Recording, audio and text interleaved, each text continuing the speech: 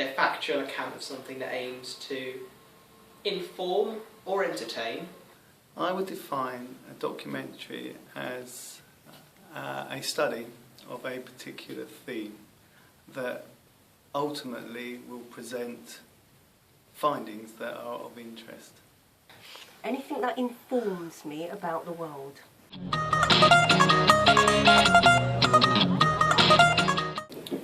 I would say more informative. However, a documentary that's poorly made can turn people off the subject, can't it? So, bit both. It to be more informative rather than entertaining, but I do like the entertainment factor when I am wanting to switch off. Because I mean, we've got like David Attenborough, Under the Sea, that's informing, but The Hotel on Channel 4 with Mark Jenkins, that's entertaining, and that's also a documentary, I would say. I think it needs to be a combination of two. I like a documentary, first and foremost, to be quite challenging, to be quite informative, something that makes me think, something that stays on my mind for a number of days after the programme. However, it also has to be engaging. It's got to keep its audience and myself entertained and engaged. Yes.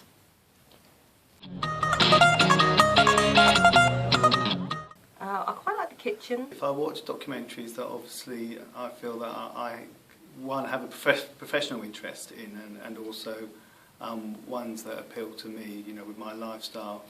I like Life is Tough as well, because that's, you know, funny, over the top, family. The educating programmes, they're good, like Educating Yorkshire, Educating Essex, they're quite good. I don't really watch documentaries. I suppose you can count Top Gear, but it's more magazine. And also Tough Young Teachers on BBC Three, I found to be quite entertaining, but also slightly informative if you want to become a tough young teacher, or just a teacher, not necessarily tough. Yeah. I think it depends on the documentary. I think more serious documentaries and more informative ones I'd expect to find on BBC Two, BBC. BBC do very good documentaries, so I do stick to the BBC. Whereas ones that aim more to entertain, I'd say Channel 4 would be an appropriate home. Well, funny enough, educating Essex and programmes of this nature, educating Yorkshire, that I don't watch, I think they tend to be ITV, Panorama. I think, again, that's ITV, isn't it? Is it BBC? Yeah, and the others are Channel 4. I would class them as reality television. I think they're more entertainment, but I can see why people would classify them as documentary, because it's documenting the lives of ordinary people, which I suppose isn't a traditional sort of structure. However, I think people are beginning to class them more now as documentaries.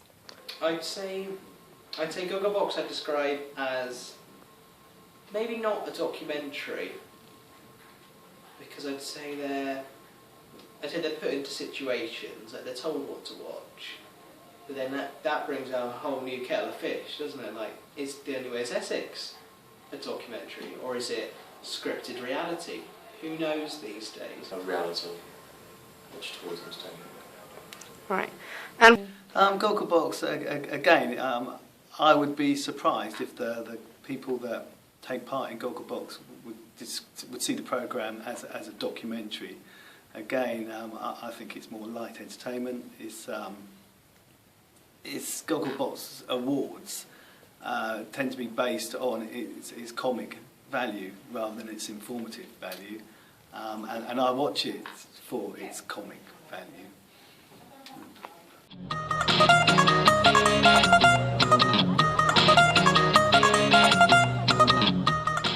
Teens and upwards. Can you give me an age and gender? Ooh, probably, well, male and female. Maybe 18 upwards. Right. Gogglebox is actually on. It's on quite late. The actual contestants or the people that participate they tend to be quite middle-aged plus. and therefore I would say the audience is also geared for that age band. I think it's, you know, for middle age. I wouldn't guess that many teenagers or people in their early 20s watch Gogglebox. I think you have a wide audience actually. I think people from age even 16 up to my age and beyond. I think you have a wide audience because this is a sit down, you know, with the family watching something that's quite entertaining. Probably more, well, you know, again, I'm just going to put myself in trouble, stereotypical, but I would have thought a lot of women, Gogglebox would appeal to them, you know, that commentary on TV programmes.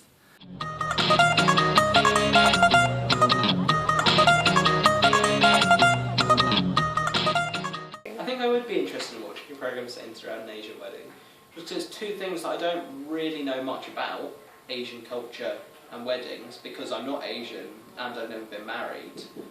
So I think it's something that I'm interested in and would like to find more about, which I can't find out easily by asking my mum and dad, because they're not Asian and they're not married either. Yeah. So. Okay. Yes, absolutely, and particularly within this country, and particularly where the partners are from mixed cultures.